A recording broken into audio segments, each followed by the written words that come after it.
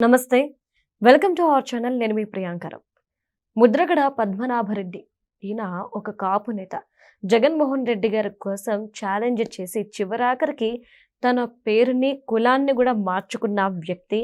ఇదంతా వైఎస్ఆర్సీపీ పార్టీ కోసం చేసిన త్యాగం. అనారోగ్య కారణాలతో ఆయన మృతి చెందడం అనేది జరిగింది. సరే, ఇదంతా ఇక్కడి వరకు బాగానే ఉంది, కానీ ఇక్కడే అసలు సమస్య మొదలైంది. రాజకీయాలు వేరు, కానీ బంధుత్వాలు వేరు, కుటుంబాలు వేరు. రాజకీయాన్ని ఎప్పుడూ కూడా కుటుంబంలోకి కలవనివ్వకూడదు అని చాలామంది పెద్దలు, సీనియర్లు చెప్తున్నమాట. కానీ అది జరిగితే పరిస్థితి ఎలా ఉంటుంది అనడానికి ఈరోజు పద్మనాభ గారి కుమార్తె క్రాంతికి ఎదురైన చేదు అనుభవమే సాక్ష్యంగా నిలుస్తుంది. ఒకవైపు ఇది, మరోవైపు తన కుటుంబం కూడా ప్రభుత్వ లాంఛనాలతో, అంటే అధికారిక లాంఛనాలతో ఆయన అంత్యక్రియలు చేయించండి అని చెప్పేసి ఇటు గవర్నమెంట్ చెప్తే దాన్ని తిరస్కరించిన వైనం కూడా మనం చూసాము. మరి ఎలా చూడాలి? ఇదంతా వైసీపీ ఆడుతున్న ఆటలో ఈరోజు ఈ కుటుంబం బలైపోతుంది అని మనం అనుకోవాలా? కన్న కూతురికి చివరి చూపు దక్కకుండా చేసింది వైసీపీ వాళ్ళు అనుకోవాలా? అసలు ఏం జరుగుతుంది పద్మనాభం గారి చుట్టూ? దీని మీద మనం డిస్కస్ చేద్దాం. మనతో పాటు ప్రముఖ పొలిటికల్ అనలిస్ట్ డివి శ్రీనివాస్ గారు ఉన్నారు, ఆయనతో మాట్లాడదాం. నమస్కారం సార్. నమస్తే. వైసీపీ కోసం చివరి వరకు పోరాడారు, కాపు నాయకుడిగా పేరు తెచ్చుకున్నారు. మరి అలాంటి వ్యక్తి మృతి చెందితే ఆయన చుట్టూ కూడా ఇలాంటి రాజకీయాలను చేయడం ఎవరు కూడా స్వాగతించట్లేదు దీన్ని. అయినా ఎందుకు ఈ విధంగా చేస్తున్నారు వైసీపీ వాళ్ళు? జగన్ నాటకం ముద్రగడ కుటుంబాన్ని ఎలా బలి తీసుకుంది అంటే, ముద్రగడ పద్మనాభం రాష్ట్ర రాజకీయాలపై చెరగని ముద్ర. ఏది ఉమ్మడి రాష్ట్రంలో కానీ, ఇప్పుడు విభజిత రాష్ట్రంలో కానీ ఆయనకంటూ ఒక స్టైల్, ఆయనకంటూ ఒక ముద్ర.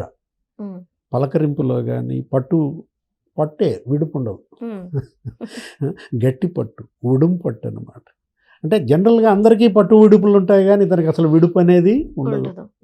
అదే ఆయన్ని ఈ విధంగా మరి ఇంకా ఈ రాజకీయం అంటే ఏంటంటే, మంచోడు రాజకీయాలకి పనికిరాడా, అది రాజకీయ కుటుంబం. అంటే ఏ విధంగా పాలిటిక్స్ ఒక ఫ్యామిలీని ఇలా డిస్ప్యూట్స్ తెస్తుందో, అటు షర్మిల, జగన్మోహన్ రెడ్డి, వైఎస్ కుటుంబం చూసావా? అన్న చెల్లెళ్ళ మధ్య ఎలా ఆ కుటుంబాల్లో డిస్ప్యూట్స్ వచ్చాయి. అంటే రాజకీయ వైరుధ్యాలు ఒక కుటుంబాన్ని ఎలా నిలువున చీలుస్తాయనే దానికి ఇక్కడ కూడా ముద్రగడ గిరి, క్రాంతి, పద్మనాభం కుటుంబం. అంటే ఇప్పుడు ఆ బిడ్డ వచ్చింది తండ్రికి కడసారి చూపు కోసం, క్రాంతి రానివరా అంటే ఒకటి బతుకున్నప్పుడు అనేక మాటలు అనుకున్నారు, లేకపోతే ఏదో రకంగా ఇబ్బంది పెట్టారు, సరే తీసేయి. ఆ కూతురు తండ్రిని పెట్టిందా ఇబ్బంది, ఆ తండ్రి వల్ల ఆ కూతురు ఇబ్బంది పడిందా, అది కాదు. చనిపోయిన తర్వాత ఎవరు క్రాంతి? ముద్రగడ బిడ్డ. తనను చూడటానికి హక్కు లేదనడం ఎవరు? అదేమంటే తల్లే రానివ్వలేదనో ఏదో చెప్తారు, సరే వచ్చినట్టుంది. ఇక్కడ దురదృష్టం, విషాదం అన్నమాట. ఇప్పుడు 74 ఏళ్ళు ఆయన వయసు. ఆయన ఆఫీస్లో, ఆయన ఇంట్లో ఆఫీసు ఛాంబర్లో ఏమి కొటేషన్ రాసి ఉంటుందో చెప్పనా? ఆయన chair back side, try hard to get what you like, try hard to get what you like, or you will be forced to like what you get. You will be forced to like what you get. ఇప్పుడు నువ్వేది కావాలనుకున్నావో దానికోసం గట్టిగా కష్టపడు. ఇక నువ్వు కష్టపడలేదనుకో, ఏది దక్కితే అదే పొందాలి అంతే. అరే అసలు విజయమే తప్ప పరాజయం ఎరగని ముద్రగడ పద్మనాభం ఎట్లా పరాజయాల పరంపరలో చివరికి డిపాజిట్లు కూడా కోల్పోయే పరిస్థితి వచ్చిందంటే ఒక లెసన్. సమకాలీన రాజకీయ నాయకులకు ముద్రగడ పద్మనాభం ఒక గుణపాఠం.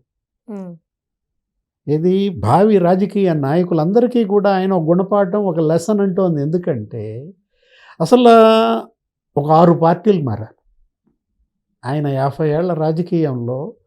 ఫస్ట్ జనతా పార్టీ, అది మొదటి నుంచే పొలిటికల్ ఫ్యామిలీ. వాళ్ళ నాన్న పద్మనాభం గారి నాన్న 2 సార్లు ఎమ్మెల్యేగా పోటీ చేశారు, ఒకసారి ఓడిపోయారు.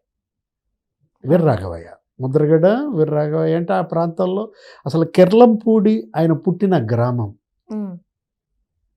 ఇప్పుడు చూసావా అసలు ఏ రాజకీయ నాయకుడు స్వగ్రామానికి లేనంతటి క్రేజ్ దానికి ఉంటుంది. అవును. ఇప్పుడు మనకు తెలిసి అదేది నారావారిపల్లి అంటారు, అవును. అవును. ఎవరిది చంద్రబాబు చంద్రబాబు నాయుడు. నాయుడు గారిది. నిమ్మకూరు అంటారు, ఎవరు ఎన్టీ రామారావు. అవును.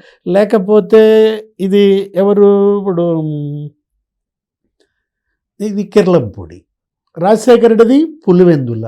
అవును. అంటే వాళ్ళ ఆ గ్రామాలకి వాళ్ళు పుట్టిన స్థలానికి ఎంత ప్రాశస్త్యం ఉందో ముద్రగడ ఆ ప్రాంతం ఆ కిర్లంపూడికి కూడా అంతే విశిష్టత. అంటే ఇప్పుడు 6 సార్లు పార్టీ మారాడని ఆయన ఇప్పుడు నేను అంటోంది అదే, జనతా పార్టీ ఎమ్మెల్యేగా ఫస్ట్ గెలిచారు 78. అంటే చంద్రబాబు, రాజశేఖర రెడ్డి ఈయన సమకాలీకులు, 78 బ్యాచ్ అనమాట. ఆ తర్వాత ఒక 4 సార్లు ఏమో అసెంబ్లీకి వెళ్ళారు, తెలుగుదేశంలో చేరారు, ఎన్టీఆర్ క్యాబినెట్లో పనిచేశారు, మళ్ళా విభేదించి బయటకు వచ్చాడు, ప్రత్యేకంగా ఒక పార్టీ పెట్టుకున్నారు వీళ్ళందరూ కలిసి. తర్వాత మళ్ళీ కాంగ్రెస్లో ఆయన దాన్ని విలీనం చేశాడు, కాంగ్రెస్ తరఫున మళ్ళీ ఎమ్మెల్యేకి గెలిచారు.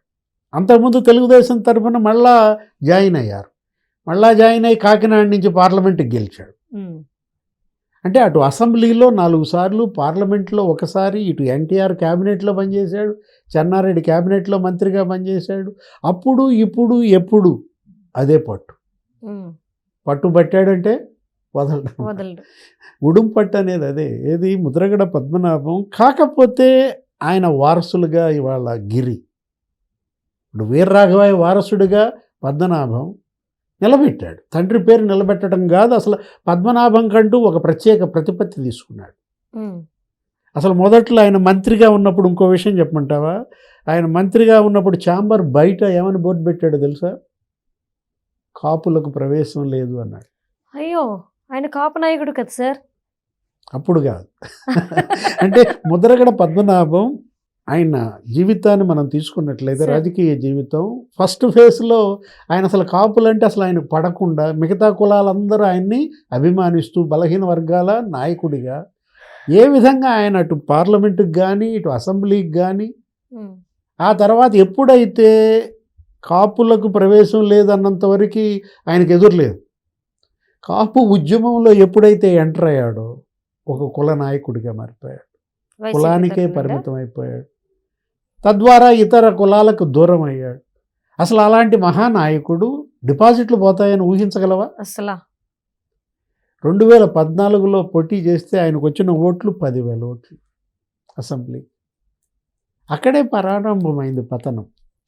ఏది ఇదేదో అంటారు చూసారా, ఏదో వైకుంఠపాళి అంటుంటాడు చంద్రబాబు, అట్లాగే రాజకీయ వైకుంఠపాళిలో పద్మనాభం గారు ఎన్ని నిచ్చెనలు అయితే ఎక్కాడో, గల్లీ నుంచి ఢిల్లీ దాకా ఎదిగాడు.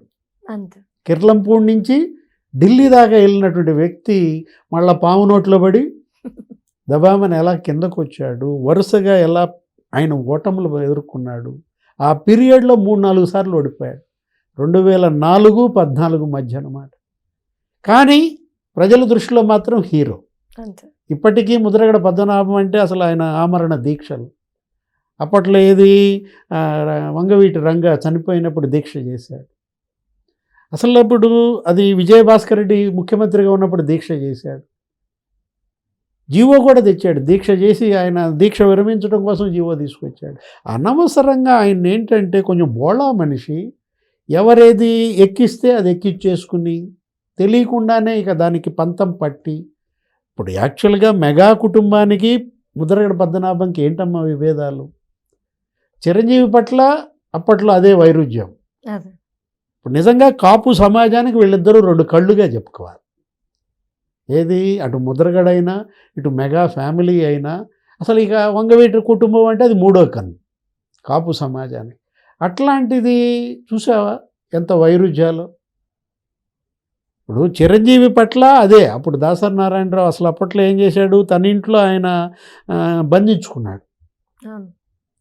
అసలు నా ఇల్లు గనక మీరు గనక వస్తే దీక్ష చేస్తూ బ్రేక్ గనక చేస్తే తుపాకీతో కాల్చుకుని చచ్చిపోతా అన్నాడు.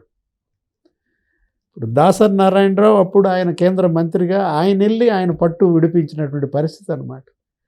అంటే ముద్రగడ పద్మనాభం ఆంధ్రప్రదేశ్ రాజకీయాల్లో చెరగని ముద్ర అంటుంది. అందుకే ఎన్ని మాట గెలిచాడో అన్ని మాట ఓడిపోయాడు, ఎన్ని నిచ్చెనలు ఎక్కాడో అన్ని పాముల కాట్లకు గురయ్యాడు. కానీ ఇది దురదృష్టం. ఏది అలాంటి కుటుంబంలో ఇవాళ అన్న చెల్లి విభేదాలు లేకపోతే క్రాంతిని తండ్రి శవం దగ్గరికి రానివ్వకపోవటం దురదృష్టం. Right. Thank you so much sir. నమస్తే.